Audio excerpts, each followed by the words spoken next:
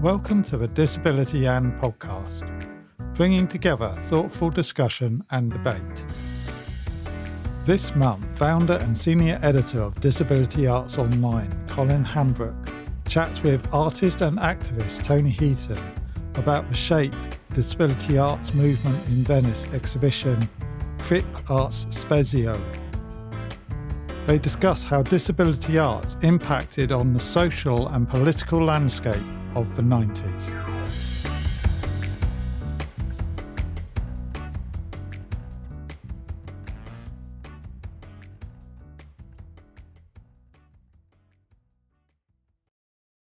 Welcome to the Disability and podcast. And this month, I'm absolutely delighted to get an opportunity to speak to disabled artist and activist Tony Heaton. Tony's been an artist at the forefront of the disability arts movement for the last 30 plus years. And we've known each other for a long time, since I was editing Disability Arts in London magazine back in the 1990s. And Tony's got some iconic pieces of work in the in Venice Crip Arte Spazio exhibition, which is a real precedent in disability arts. So, Tony, welcome, and lovely to have you here. Hey, Colin, nice to be here, and thanks for that introduction, and great to see you. And it's great to remember back to the heady days of the 1990s when you and I were still boys. We're still boys now, aren't we? Really. How often have you been to the Biennale? What does it mean to you as an artist? I've been going to the Biennale since 2011, I think. So, over 10 years, getting on for 15 years. And largely because I met this fantastic artist called Terry Smith. And I met him because he was a friend and colleague of Adam Reynolds. And, through SHAPE, we set up the Adam Reynolds Bursary. And Terry's a great artist. And he was involved in something called Venice Agendas. And he invited me to be involved in the organization and, getting connected in to Venice, because he was conscious that disabled people weren't represented in Venice, and a lot of my work is around access, and he wanted to make sure that we address that at every possible opportunity. So I went to Venice with Terry as part of Venice Agendas in 2011, back in 2013, 2015, and in 2016, they have an architectural biennale in between the arts biennales. So Terry and I said, wouldn't it be great to go to talk at the architectural biennale and get a load of disabled people in Venice together and talk about spotlight on lack of access in Venice? And that's exactly what we did in 2016.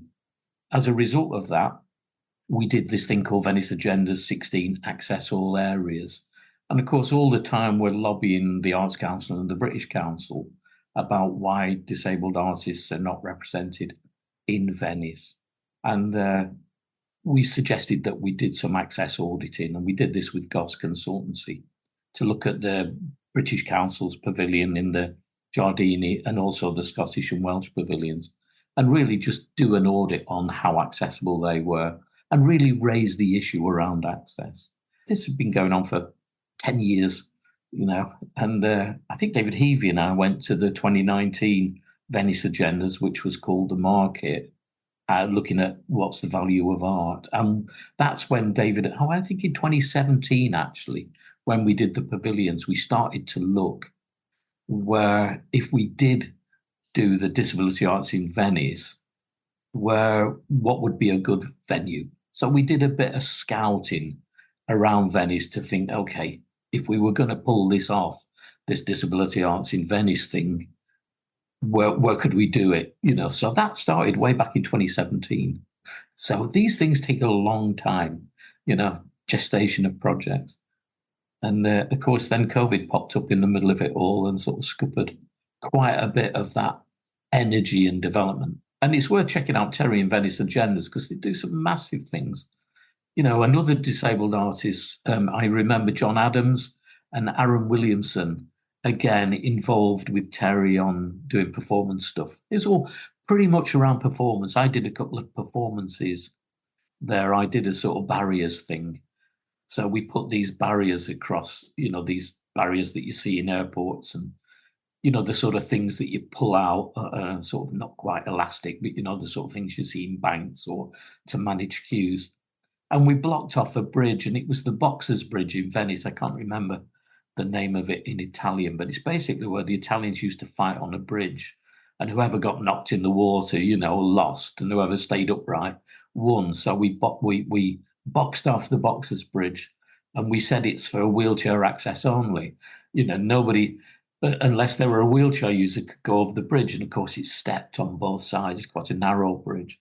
It's a completely ludicrous proposition and quite surreal. But we had a lot of fun, and we had quite a few disabled artists and disabled people from Venice sort of hanging out around there.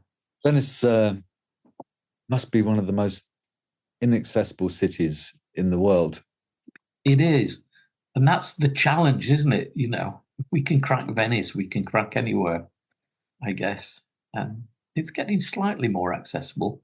And, you know, I put a lot of that down to Terry as well, because, you know, he's kind of been nagging away at people and getting the message out there. You know, why should disabled people be denied access to that world art event that is the Venice Biennale?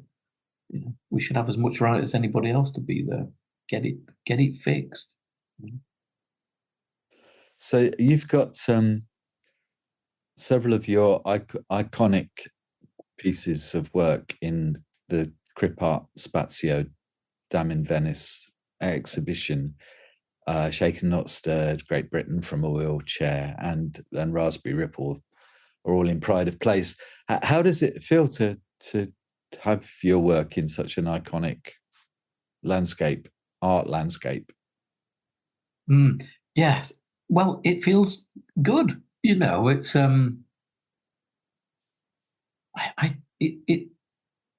it's a hard question, because the immediate answer should be, you know, I'm very privileged, I'm very proud, you know, all those usual things that people say. I am deeply chuffed to have work in Venice, because it's a world stage in many senses, and a lot of people will see it alongside other artists' work, other disabled artists' work, and they'll learn something about the disability arts movement, which, like you, I've been involved in for kind of 30 odd years.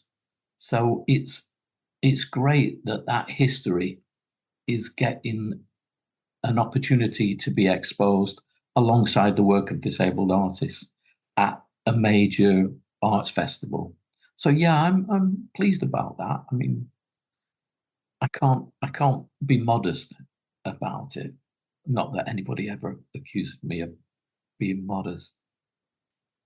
It's a long way since those heady days of the 90s when we were kind of pushing the agenda for the disability arts movement and out on the streets protesting, and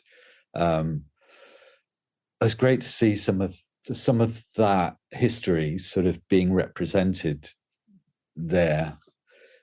I hope it's the start of some change, and that we kind of start to see more disabled artists being taken seriously. And what for you are the pros and cons of the work being in the pavilion that it's in? So it's kind of on the fringe, isn't it? Well, you could say it's on the fringe, but well, it's like a lot of things. I think all the good stuff is outside of the, you know, the art by committee that's in the pavilions, you know, because there is a kind of politics attached to a lot of that. So a lot of the stuff that happens outside of There's Giardini. You might want to say the Giardini is the centre of it. That's the place where all the countries. It's like the Eurovision Song Contest or something. The song that's been chosen by all those countries is the art equivalent of it is in the Giardini, in the sort of official pavilion. So for anybody who's not been or doesn't know much about it, each country that's represented has a pavilion in the Giardini, which is essentially like Hyde Park or something, and it's full of buildings which are used to house the artwork that's been chosen or the artist that's been chosen to represent that country at that Biennale. So around the periphery of that, there's huge amounts of activity going on in hotels, empty shops, Crip Arte Spazio is in a boatyard. It's a fantastic venue. It's a massive space. It's got fantastic big open doors, so it's good for access. And it's on Giudecca, which is one of the real islands of Venice. I think Venice got something like 99 islands, and it's where a lot of Venetians live. Live and work, building boats. Obviously, it's a very nautical place. So boats are absolutely essential to getting around in Venice. So it's a proper place. It's not where the fancy yachts tie up. It's where real people are. But it's amazing. People go to Venice to look at the art, and they go all over. So, there is a pilgrimage that goes on, and I've had huge amounts of emails and texts and social media stuff from people saying, "Oh, what's your exhibition? We're going to Venice next week and we want to see it." So I know it's getting lots of traction, and it's great that that's happened. And it's interesting that you say, back in the heady days, because one of the sort of ironies of having Shaken Not Stirred in there, which is this pyramid of red charity collecting cans, is you're absolutely right. Back in the early 90s, when I made that intervention or performance piece, I just walked away from all those cans. You'll remember there was a press conference in the diorama, and the BBC were there and filming it, and it was a protest. It was about block telethon, and I basically wheeled in and picked up what we called an artificial leg back in those days. So it was a full prosthetic with a huge Doc Martin steel toe cap boot on it. And I literally just threw it into the middle of this pyramid. And these red cans just flew all over the place, made a fucking terrible noise. And the cameraman turned around and filmed it, so it was a bit of fun, I guess. And at the end of it, we went off and had a couple of beers, and I jumped on a train or jumped in my car or whatever it was, and just left the cans in the diorama. And I had no idea what happened to them. And many years later, Julie McNamara, our wonderful cousin and compatriot, said, "Heaton, they're throwing all your cans away. What do you want to do with them?" I said, "Well, I don't know." She said, "Right, I'm going to rescue them." She went and told off the people who were throwing them in a skip, and she packaged them all up and hired a van and drove them to me, which was a rescue. So we've got Julie McNamara to thank for. We were very cavalier, I think, with work back in the day, because it was part of propaganda as much as it was artwork, I guess. It was kind of punching the issue of access and about the fact that we didn't have any civil rights and that disabled people were routinely abused and, ignored. Really, we were invisible. We still are to a greater or lesser extent. So, in that sense, I'm pleased it's there. And Shaken Not Stirred has a kind of serious political intent behind it. It's about breaking down the hierarchies of the charity model, really, isn't it? It totally is. Yeah, Shaken Not Stirred. The title is a pun. It's a pun on the James Bond films of the time, when James Bond's martini was shaken, not stirred. But it was also a reference to charity collecting cans, the idea of shaking a can, but not stirring consciences. So telethon was about raising money for Crips. And my argument was, when people like Chris Tarrant said, well, we've raised 17 million quid, I can't remember the exact figure, and it was every 2 years. And I said, yeah, well, that's the equivalent of a pint of flat bitter, every 2 years for the entire population of disabled people in Britain. For the price of that pint, I'd rather not have all the negative stereotypes and all the tropes that you wheel out to make people feel sorry for us. Don't give us charity, give us rights. So it was part of that rights, not charity image. And sometimes, a pyramid of red charity collecting cans called Shaken Not Stirred can have a resonance where a polemic or a political speech might not. But it's important to have all of that, isn't it? The arts and the kind of the politics of it. That was it. The title of the Dam in Venice Crip Arte Spazio is also a bit of a pun, a bit of a joke, on a bit of a play on the Italian word for space. Exactly. How did that title come about? Well, I think a lot of these things come about by discussion and comment and kicking ideas around, don't they? The notion of an artist sat in isolation in a garret somewhere, is kind of fiction. I think lots of ideas come about by generating lots of ideas and lots of conversation. And of course, Mussolini talked about spazio vitale, which is like life force and life space. And it's just great that when you think about titles, I think David owns this. And we did talk about, would it cause offence? But we talk about Crip Arts all the time, don't we? It's perfectly right. And of course, Venice is a world audience. So it's not about me and you and the people who read, disability arts online. It's not for us. It's for a world audience that probably never, ever thought about disabled people in any other way or about disability arts in every way. So Crip Arte Spazio came about, it is what it is. It's Crip Arts and it's in a space for Crip Art. It's in an accessible space. So it kind of fits, but it is a joke. So if you're Italian, you'll get it as art space. They might not get what Crip is, but they'll get art space. And I don't think it's offensive. I think it's a great in-joke. And I think a lot of my art in particular there are levels and nuances within it where Crips will get it. So like Raspberry Ripple is rhyming slang for cripple. And Crips will get that straight away, whereas a lot of non-disabled people won't get that. They'll see something else possibly in the work, or they'll see nothing in the work, But Crips will get it, Shaken Not Stirred, Crips will get it, Monument to the Unintended Performer, Crips will get it. So it works on a number of levels. So I think it's a brilliant title. It's tongue-in-cheek, it's subversive, and a lot of disability arts is. It has a lot to do with Dada. It has a lot to do with outsiderness.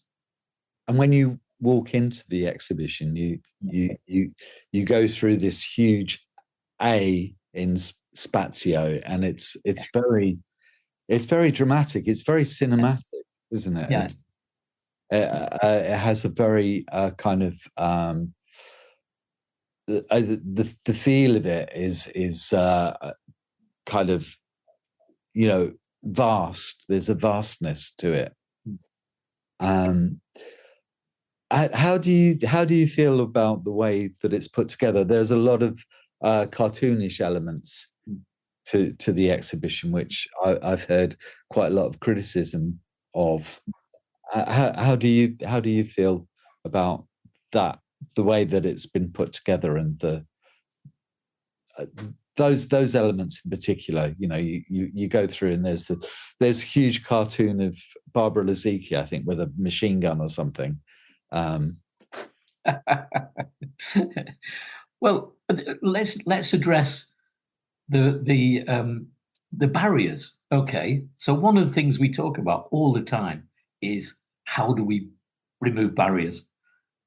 Barriers removal. The whole point of the disability movement was, how do we remove barriers, physical barriers and social barriers? So what the curators, David Heavey and Nina Chen, have done with that massive word is create a barrier. So you can walk up to the barrier and you can look through the letters and you can see the exhibition beyond. But you can't get in. But actually, they're just on wheels. But it's really subtle. You can't really see them. But all you have to do is open, like you say, the big A in the middle of it, open it up, and voila. It's like the curtain. I mean, you're right. It's quite theatrical or cinematic or whatever word you used. You open this barrier and suddenly you're in this riot of colour and stuff, that's going on. And so the art is part of that story, the barriers removal story, the disability arts movement story, and I think Keith's work, Keith's life, if you want, grounds it all. It's in the centre. Keith Armstrong. Yeah, Keith Armstrong's Shroud. This is a guy that was at all the demos, that photographed everything. He wasn't an official photographer. He just was there, It's a bit like Shaken Not Stirred. It happened in an instant at a demonstration or a press conference. He clicked the shutter on stuff that was going on. I don't think for 1 minute he expected it to be part of a collection, in an archive or in an exhibition in Venice.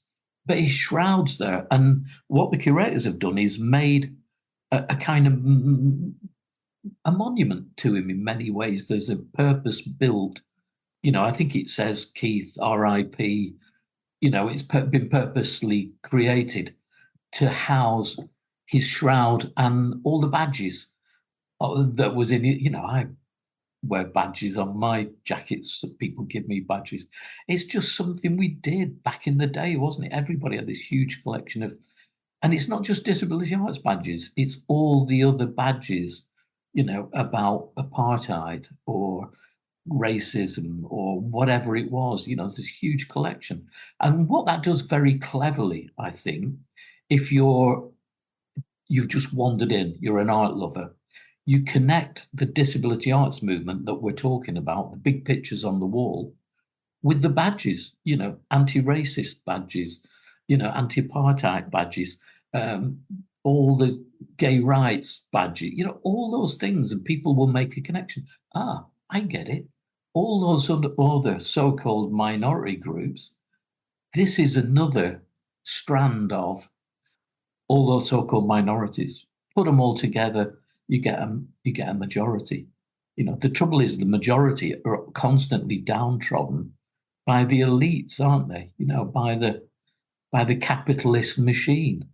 And actually that story gets wrapped up in the cartoons or the comic. And the comic, again, is very subversive. And for people who don't know about it, there's this little comic. And of course, the great thing on the back page, it says, this comic kills art investors. And that plays on Woody Guthrie's This Machine Kills Fascists, which, for those that don't know about it, Woody Guthrie, great folk musician of the 1940s and 50s, precursor to Bob Dylan. He had that stuck on his guitar. This machine kills fascists, and this comic kills art investors, because it's a piss take, really, on the fact that art can be all the things it is to us, but for a group of people who turn up in, 20 million quid yachts, it's just a commodity. It's about, how much can I buy this for and how much more can I sell it for? How much of my ill-gotten cash, can I shift into assets that are art, that are very difficult to trace, that are very sort of mysterious. and how can I make money out of it? So it's partly, again, it's subversive. And I mean, Barbara Lazicki, Machine Gun Barbara, you get in a conversation with Barbara and it's like a machine gun going off. She was the voice of a huge amount of disabled people when she stood up and told the government and told the politicians and told the large charities that were for disabled people rather than of disabled people. And I think it's a way of, talking about that movement without being too worthy. So it could easily be very worthy, couldn't it? This history of an oppressed people, rising against this oppression. I think it's been done in a light-hearted way. But I also think it gives access to younger people and to people who might not have English as the first language, because kind of comics are a good way of learning a different language or reading a story. So I think the comics make it more accessible. And I think it's another one of those layers within the exhibition that helps to communicate, that disability arts movement and that disability rights struggle. So yes, people criticize everything, it's fine. From criticism, we can have a dialogue, can't we? If things don't get criticized, it means they're bland and beige and magnolia-like. So, bring on the criticism. I knew Keith back in the 90s, and I was very moved actually seeing that exhibit there. He was just an ordinary guy. He kind of devoted his life to rights and equality protests, and he was involved in everything, everything from anti-racism to CND to animal rights, the whole shebang really. And he had no pretensions of being an artist or of being anything but someone who kind of was standing up for human rights and for equality. And I thought it was great to center the whole exhibition around that monument. I completely agree with you. And the thing that if you and I both look through our address books going back over those 35, 40 years, Keith represents all those other disabled people who were not in it for the money, not in it for the glory, not in it, nobody was. It's like I say, when I destroyed Shaken Not Stirred, I just had a laugh, went to the pub and walked away. It was part of that continuing struggle. We were fighting for something. And there are thousands and thousands of disabled people in the country who are still doing that, but who did it back then. I mean, God knows how we did it, because no mobile phones, no internet.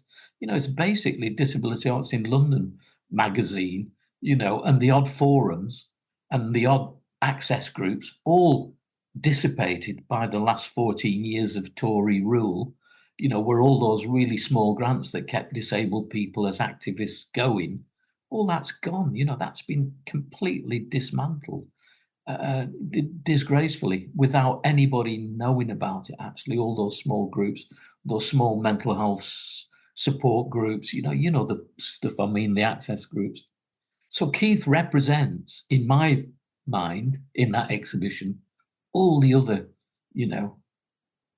unnamed, the unintended performers, the people that went out on demos. It costs money. People living on benefits sacrificed a lot to go on those demonstrations. And, in the greater scheme of things, and they changed UK legislation. And of course, loads of young disabled people have never known a life before it. They didn't know about all that stuff that this exhibition tells them about. So for a lot of young disabled people, again, it's a revelation. They didn't know about, all these old Crips that were getting arrested and chaining themselves to buses and bringing Parliament Square to a halt. They had no idea about this history. So it's really important to tell that history to a world arts audience, but also to a disability audience as well. And to Crips who aren't from Britain, that don't know about the UK's civil rights struggles. I'm really interested in the sorts of conversations that you had with punters coming to see the show. How from your perspective, I know you did a fair bit of invigilation. What kinds of conversations did you have? Well, I was expecting to have a conversation with the Tory Minister for the Arts, but he was planned to come and visit the exhibition. So, I put my cleaner's T-shirt on, but of course he didn't show up. So, maybe no surprise there. But I did have some great conversations with people. They're more or less what we've just been talking about, Colin. People had got no idea that there was such a thing called disability arts. They may have thought, well, I'm sure disabled people make art like everybody else, but they were not aware of the political struggles, and that was the beauty of Keith Armstrong's photographs on the wall. I think the thing that was missing for me was the shadow of David Heavey, apart from, his spoof appearance in the comic. David Heavey has been photographing and documenting the disability arts and the disability politics of the UK for 30 years, and I'm sorry that some of his photography wasn't in the exhibition, because I think he has made a really powerful contribution to disability arts. He's kind of the quiet man of it all, really. And I think he deserves the credit, and the credit for pulling this off as well. Because while I say we were scoping this out back in 2017, he has actually raised the money, in his man in suit operation from, the Arts Council and British Council. And I think it is a coup. And I hope it does open the door, as you said earlier, to lots and lots more disabled artists being recognised, and their work being recognised, and they're getting more opportunities, because that basically is what we've been doing. You and I, David, Shape, Disability Arts Online, our mission is to promote the work of other disabled artists. I think the hope from events like Crip Arte Spazio, it's on exhibition, isn't it, until November? So it's got a good run, and I think the hope is that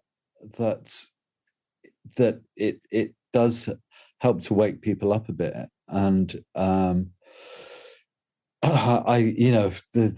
need for disabled people to mobilise and to come together and to challenge the ableism within society is as precedent as ever. The rights that we won then back in the 90s and early 2000s have been very easily eroded, and it's a different, the fight is from a kind of different angle, but it's as needed and as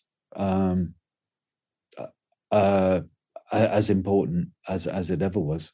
Yeah, well, the three younger disabled artists that are in the Venice show, they talk about the different aspect of disability through their art, different aspects of oppression, of the bureaucracy, of the lockdown.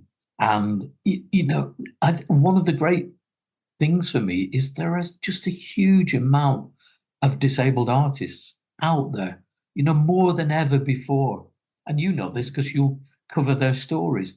But there's some fantastic young disabled artists making brilliant work out there around a whole range of subjects that are related to, disability rights, impairment issues, oppression, isolation, all those things that we can talk about through our art. And I think there's a liveliness. I hope that this exhibition helps to engender that liveliness and those galleries, because you're right, it runs to the end of November in Venice, but then it transfers to a gallery, maybe one or more galleries in England or in the UK next year.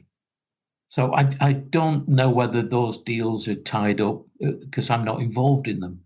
But hopefully that work, for people who didn't get to Venice, they'll get to see that work because it will get shown, in the UK.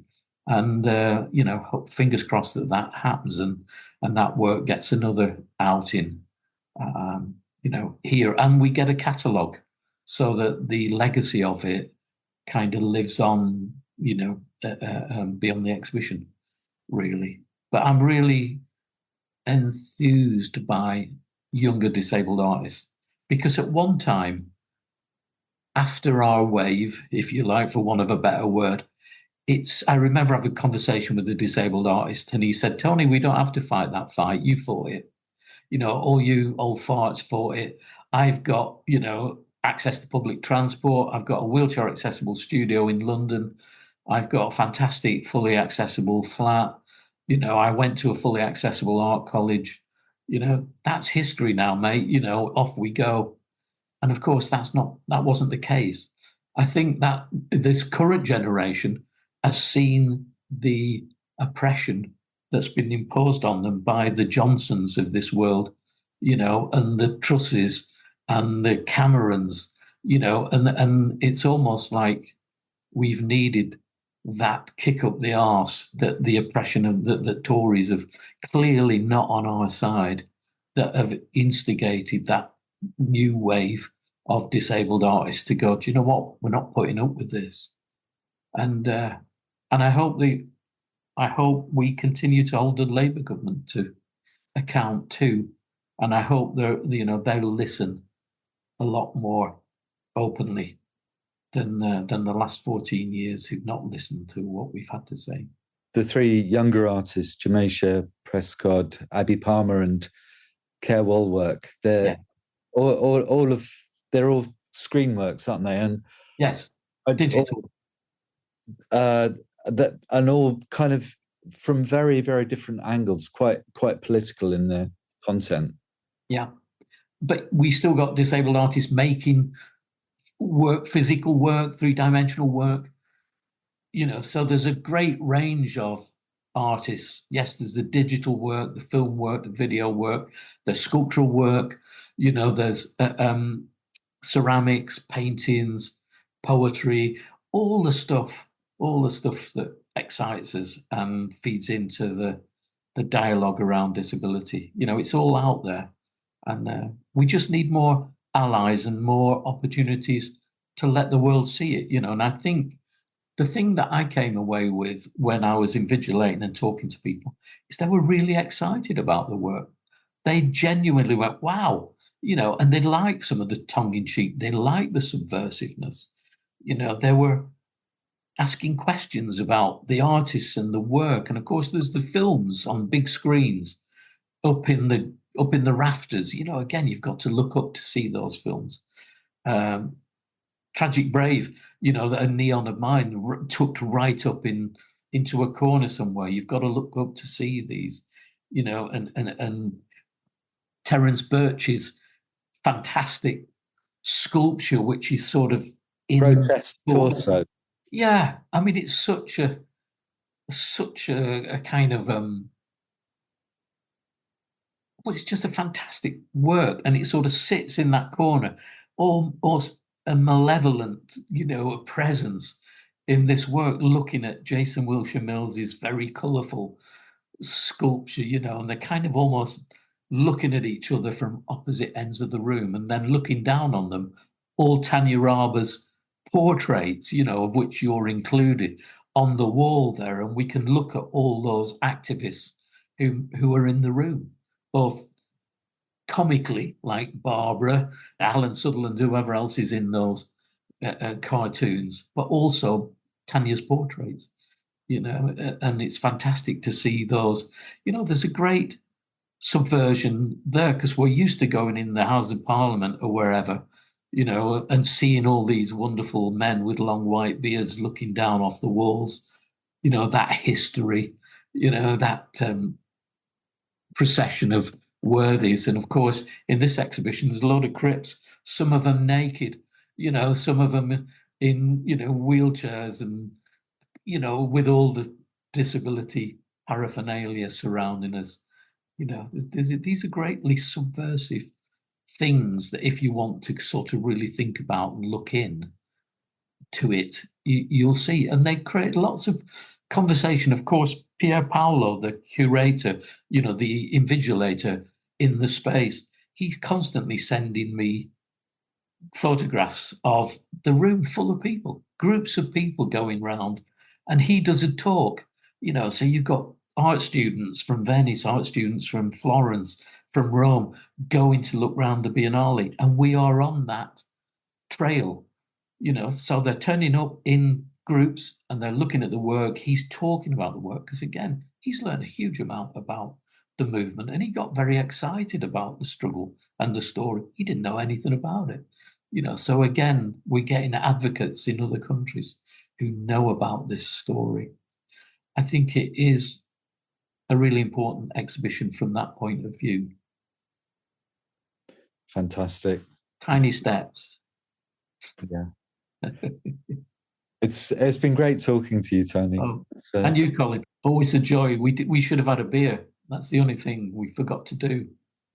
But it is 10 o'clock in the morning, and even I don't drink at 10 o'clock in the morning. We could carry on and on, but it feels like a good moment to bring the podcast to a close, and to thank all of our listeners out there for listening in, and who've made it to the end.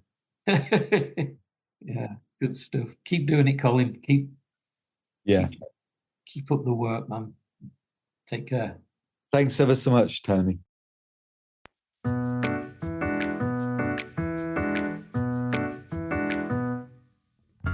Thank you for listening. We do hope you've enjoyed this episode of Disability And. Further episodes can be found at www.disabilityarts.online. Next month, Mind the Gap's associate producer Paul Wilshaw chats with student Toby Ross and lecturer Karen Bartholomew of Mind the Gap's Performance Academy.